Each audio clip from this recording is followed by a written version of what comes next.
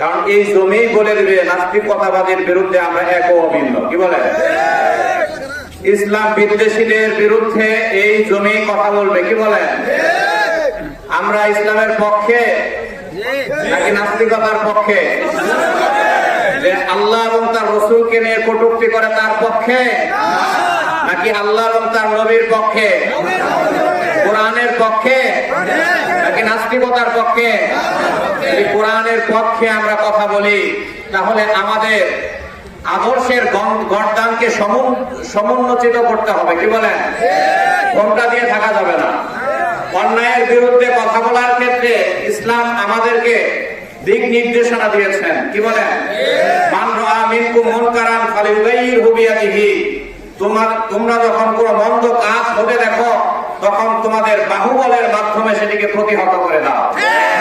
এই কালী হাতির এই জমিন থেকে বিশ্বের কাছে আমাদেরকে যারা কলঙ্কিত করেছে, ইসলাম এবং ইসলামের ইতিহাস এবং ঐতিহ্য নিয়ে যারা তুচ্ছ-তাচ্ছিল্যতা পূর্ণ আচরণ করেছে, তাদের বিরুদ্ধে কথা বলতে আমাদের কি আবার নতুন করে শিখিয়ে দিতে হবে? কি বলেন?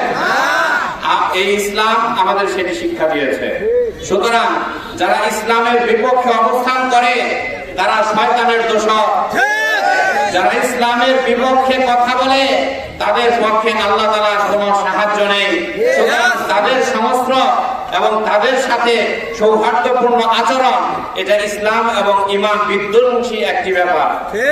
এই জন্য আল্লাহ রাব্বুল আলামিন আমাদের সঠিক বুঝ দান করেন, হক কথা বলার তৌফিক দান করেন, নিফাকের ঈমান থেকে আল্লাহ বাঁচার তৌফিক দান করেন। সময় এসেছে কথা বলার। একটি সময় ছিল নারায়ে তাকবীর আল্লাহু আকবার এই আওয়াজ উচ্চারণ করলেই একটি মহল আমাদের উপরে চেপে বসতো এবং আমাদের ত্রুটি চেপে ধরার জন্য তারা আপ্রাণ চেষ্টা করত।